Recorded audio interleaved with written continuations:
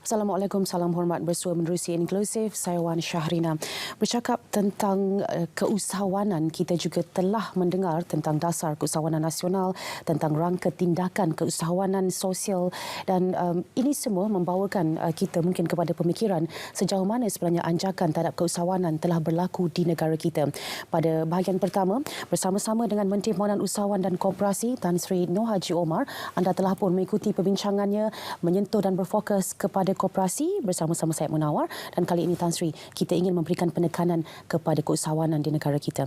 Mungkin pertama sekali sebagai pembukaan, kita ingin tahu kedudukannya sekarang ini, posisinya, adakah telah boleh kita banggakan tahap dan pencapaian serta prestasi usahawan-usahawan kita, terutamanya dalam kalangan mereka dalam SME ataupun industri kecil dan sederhana. Tan Sri.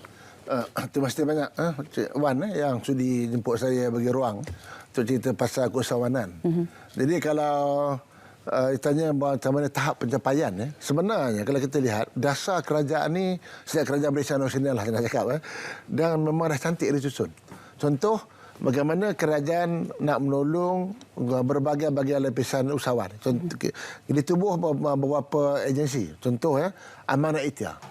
Amanah Ikhtiar ni dia kalau nak pinjam Amanah Ikhtiar maksimum hanya 30,000 saja. Lebih 30,000 Amanah Ikhtiar dia tak boleh bagi.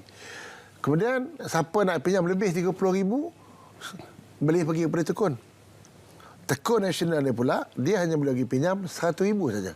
Lebih 100,000 tekun tak boleh bagilah. Okey. Kalau nak pinjam lebih 100,000 mana dia nak pergi? Dari satu lagi agensi dia panggil Perbadanan Usahawan Nasional Berhad PUNB boleh bagi pinjam sampai 10 juta.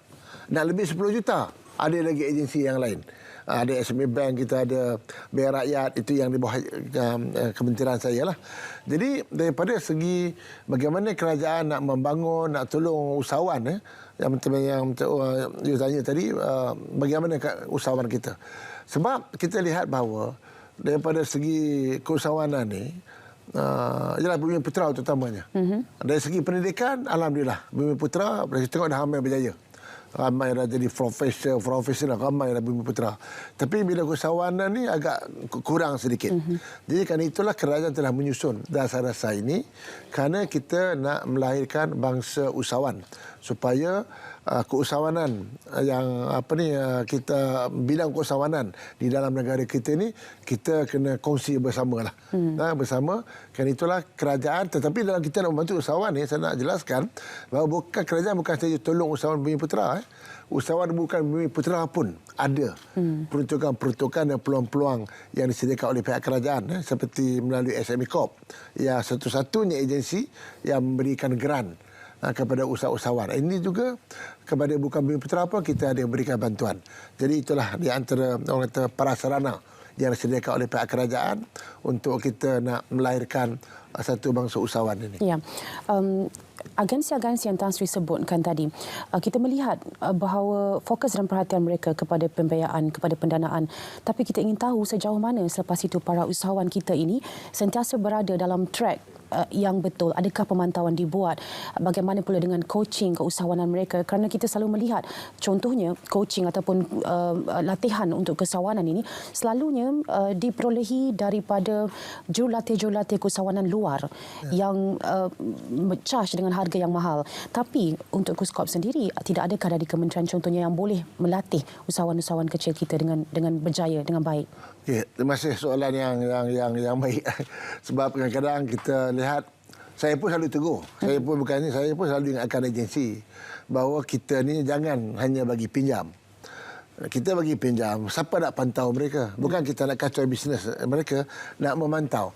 Kita tak nak jadi satu agensi, bagi pinjam, kau sampai masa bayar. Kalau tak bayar, kau saman. Kita tak nak menyentuh. Sebab ni kita nak tolong untuk membangunkan dia. Jadi kerana itu kerajaan telah menyusun beberapa langkah. Yang pertama tadi yang macam mana yang kita kata keusahawanan. Memang kalau kita nak melahirkan keusahawanan ni, mungkin dia baru dalam sesuatu bidang, kita adakan dipanggil nama, kita ada INSCAN.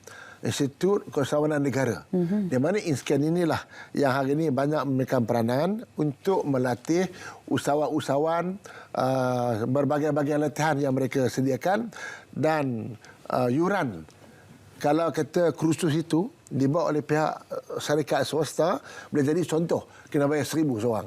Tapi dengan InScan kena juga bayar, dia hanya 100. Sebab itu memang kita kata biar kena bayar sedikit, tak boleh free. Kalau free nanti dia rasa alah benda free kan. Jadi kita takut tak ada kurang komitmen. Jadi kena anjuran. Jadi InScan alhamdulillah hari ini saya lihat telah berjaya membuat berbagai-bagai latihan, dan keadaan sekarang ni pula InScan dia bukan saja latih secara fizikal tapi juga dia melatih melalui online. Jadi itu di antara latihan yang kita ada. Kemudian kita kata kaedah bagaimana cara kita nak memastikan bahawa pemantauan itu dibuat. Jadi kerana itu kita di kementerian kita ada beberapa program. Kita ada program macam licensing, mentor-mentee. Kita ada yang kita akan kenalkan tak lama lagi ni. Kita ada sistem payung. Di mana dengan sistem yang kita ada ni, dia ada anchor dia, ada mentor dia. Jadi mentor dia ni, dia kena bertanggungjawab untuk membantu usahawan yang mereka telah lantik. Kerana kata orang bila kena pantau supaya dia dah kaya lah, mentor ni kerana dia dah berjaya. Jadi dia dah kaya, dia kena share lah bagi orang lain share juga. Jadi maksudnya dia ada satu drama. Jadi dia boleh buka beberapa cawangan. Dan bila buka beberapa cawangan, sekarang ni kita akan buat satu spek ni, satu payung ni. Okey, kita kata kalau saya nak bagi you jadi ejen saya. Jadi kita kena kongsi bersama. Kalau dulu saya saja yang pinjam loan tu saya tanggung. Jadi kalau you lari saya tanggung. Dan ada juga sekarang ni you yang buat pinjaman. Kalau saya lari pula, saya tak tolong, saya mentor, tak tolong, you rugi, you kena bayar. So now kita pendekatan baru sama-sama. We share. Kita dalam syarikat, you pada share, saya pada share. Jadi kita bila kita dapat pinjaman tu nanti, saya sebagai mentor akan kita berkongsi untuk memastikan bahawa kita sama-sama tolong-menolong, bantu-membantu untuk kita nak macam saya, kalau saya mentor supaya produk saya ni tersebar luas. Kita juga bila saya untung, bukan saya saja untung, kita share dia untung. Itu salah satu kaedah yang kita akan buat nanti supaya konsep payung ni akan saya harap akan lebih berkesan. Kemudian latihan. Selain daripada kita buat latihan InScan, semua agensi-agensi di bawah, kebanyakan agensi di bawah kementerian saya ni, memang ada dia punya agensi latihan. Yang program-program latihan. Contoh, PUMB, dia ada jumper namanya, buat latihan. Semualah ada TUB, berbagai-bagai agensi ada latihan-latihan kerana kita sedar bahawa usahawan ini mereka ni berminat, tetapi kadang-kadang kalau kurang asasnya, itu yang menyebabkan dia mungkin separuh jalan. Dan juga kita nak menanamkan semangat di kalangan mereka ni, iaitu makan gaji lebih baik daripada berniaga lebih baik daripada makan gaji. Sesuai dengan hadis Nabi Muhammad SAW, 9/10 punca rezeki datangnya daripada perniagaan. Jadi inilah beberapa program yang kita buat untuk melatih usahawan, yang kita lihat akan hasil saya tengok. Saya masih ingat lagi. Dulu ada satu agensi. Saya pernah jadi Menteri Pembangunan Usahawan dan Koperasi tahun 2008, kalau tak silap saya dulu. Ini saya kali kedua saya kembali kepada kementerian ini. Ada satu agensi. Dia punya NPL bagi pinjam tak bayar dekat 50%. Dan ada berapa lagi bawah kita NPL cukup tinggi. Ya, orang kata ini dia kerajaan. Dia pinjam, ada yang tak bayar. Tetapi alhamdulillah sekarang ini agensi yang dulu waktu saya mula jadi Menteri Pertanian, Menteri Pembangunan Usahawan ni, tinggi dia punya NPL yang tak bayar ni, tapi hari ini agensi tersebut berjaya reducekan hanya lebih kurang 10% saja. Dia punya NPL. Jadi bermakna kesedaran usahawan kita tak macam dah berubah. Mereka berniaga, mereka memang serius nak berniaga dan mereka bayar hutang-hutang. Dan malah yang saya cukup kagum dan rasa berbangga lah, bila waktu kita bagi moratorium. Kita ingat moratorium ni memang tak payah bayar lah. Tetapi dalam waktu PKP, walaupun kita bagi moratorium, tapi banyak ada yang memilih untuk bayar. Dia bayar macam biasa. Itu nampaknya berapa seriusnya mereka dah mula minat dalam bidang perniagaan ini. Okey, baik. Tan Sri, kalau kita mendengar apa yang Tan Sri sebutkan, saya rasa usaha-usaha ini perlu dipuji bahawa memang ada iltizam untuk meningkatkan, memberikan anjakan paradigma kepada keusahawanan kita. Namun kita tahu dasar polisi mengambil masa untuk dijalankan, untuk dirangka, dijalankan, diimplementasi. Sedangkan perubahan zaman dan teknologi yang memberikan kesan secara langsung kepada keusahawanan itu terlalu pantas.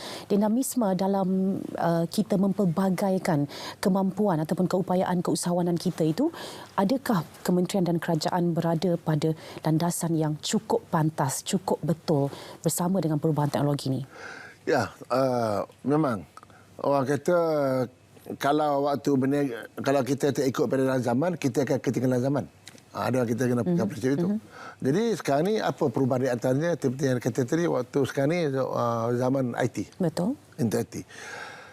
Waktu waktu PKP dulu, saya pun terkejut juga bila tengok angka di samping beribu usahawan di tepi jalan tutup, tak boleh berniaga. Rupanya dalam diam-diam beribu orang untung berniaga kat mana? Online. Rupanya dah waktu PKP tu bisnes online tumbuh macam cendawan. Dan memang mendatangkan hasil yang lebih baik. Jadi begitu juga sekarang ini dengan kemudahan-kemudahan Grab, pengangkutan dan sebagainya kita ada, maka dah sampai masanya sekarang ini bahawa perniagaan online ini menjadi keutamaan kepada kementerian. Dan sebelum ini pun sebenarnya kementerian ni dia ada macam-macam bisnes online. Kita macam kita ada warungku, satu agensi, kita ada beli, semua ada. Tapi sekarang ni apabila kita tengok bahawa kepentingan untuk berniaga online ini amat penting, kita kena selaraskan. Kan itulah kita di kementerian kita kata kita satu kan, kita panggil My Mall nama dia. My Mall ni kita baru lancar dan kita harap My Mall ni dan hajat kita dia satu hari nanti boleh bersaing macam Shopee, macam itulah, supaya kita nak membantu memasarkan dan memberi peluang perniagaan online kepada usahawan tempatan, yang mana kita lihat bukan saja hasil produk mereka ini berjaya dijual di dalam negeri, malah banyak dia dah sampai ke peringkat antarabangsa. Overseas pun dah mula order kepada produk-produk tempatan kita hanya melalui online. Jadi memang kita lihat bahawa perniagaan online ini menjadi keutamaan kita, dan kita itulah di antara kursus yang kalau kita tengok InScan, itulah salah satu kursus yang dia nak percepatkan. Artinya yang diberikan keutamaan ialah berniaga atas talian. Kebanyakan mereka yang menceburi perniagaan dalam talian ini ialah siswazah dan orang muda. Dan kadang-kadang mereka ini merasakan mereka terkeluar daripada kitaran keusahawanan tradisional yang biasa. Mereka mungkin tidak datang kepada agensi-agensi di bawah Kementerian Tan Sri. Mereka mungkin tidak mengadu masalah mereka dan cabaran mereka. Tapi mereka ada dan mungkin terlepas dari perhatian kerajaan. Apa pula untuk golongan seperti ini? Ya, betul. Saya setuju apa yang Cik Wan cakap tadi. Kerana orang muda-muda sekarang, budak muda ni, saya pun agak kagum lah. Dia tak ada zaman saya dulu lagi berniaga secara lama. Saya sekarang ni, saya telah pun mendapat maklumat, rupanya ramai anak-anak muda ni berniaga tanpa pinjaman. Dulu siapa nak berniaga, marah bagi pinjam. Semua banyak bagi loan, bagi pinjam.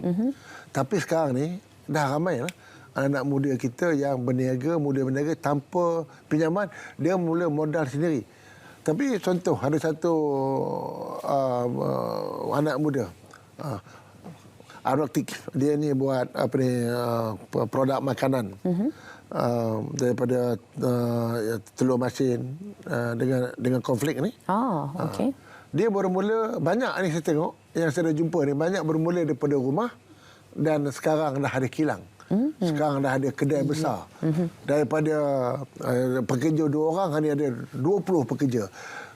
Kerana apa? Saya tengok mereka mula dengan duit sendiri. Mula ada modal 500, 1,000. Dia mula dengan online. Online dia tak ada modal banyak. Yeah. Jadi itu saya amat membanggakan anak-anak muda ni. Itu yang pertama. Namun demikian, kita tidak nafikan ramai anak-anak muda yang minat berniaga, tetapi dia tak ada modal. Okey. Itu. Jadi kita faham tambah graduan. Dah habis saja belajar, PTPTN dah menunggu hutang. Nak beli kereta, nak beli kemudahan. Kerja tak dapat lagi. Kerja tak dapat lagi. Hutang PTPTN dah Jalan. Dah berjalan. Dia nak berniaga bagaimana pula. Nanti kena belat-belat list, tak boleh ada buat loan pula. Ya. Jadi kerana itu insya-Allah kita telah merancang. Kita akan letak satu program lah. Kita push. Kita nak berikan satu golongan usahawan ni, saya nak cadangkan kepada kerajaan supaya golongan usahawan ni kita mesti memberikan keistimewaan kepada mereka. Bukan keistimewaan, berikan kemudahan kepada mereka. Okay. Contoh macam mana kita sekarang ni macam mana kita menolong usahawan informal. Usahawan informal ni ialah yang makcik-makcik, orang usahawan yang berniaga tak ada lesen. Tak ada lesen perniagaan, berniaga online. Kita ada bagi loan, dia bagi itu dia bagi SPIM namanya. Skim perusahaan informal dan mikro. Ini skim ni nak bagi tahu. Kerajaan bagi peruntukan 200 juta. Wow. Tapi bagi tak banyak. Maksimum 10,000. Yalah dia nak berniaga kecil-kecilan, takkan banyak. Bagi 10,000. Tapi keistimewaannya, walaupun kita bagi 10,000, tak ada interest. Free interest. Baik. Dan pinjaman dia tahun depan dia baru bayar. Baik. Kita bagi. Dalam 200 juta yang kerajaan peruntukan tahun ini, saya dimaklumkan oleh pihak Tekun dah habis 200 juta. Baik. Dah habis. Jadi untuk Siswaza untuk itulah. Jadi itu saya terfikir kalau kita boleh membantu usaha-usaha informal ni, ingat dah sampai masa kita bantu pula usaha-usaha Siswaza. Jadi mungkin kita nak cadang satu skim dia nama push nama skim ni PUSS kita cadang. Baik. Di mana usahawan mana graduan saja yang nak mula berniaga, okey, kita kata kita boleh bagi grant. Grant permulaan, katalah dia kursus. Kita ada satu kursus, dia dah latihan, dia nak mula berniaga. Baik. Dia nak mula berniaga, modal katalah 1,000 example.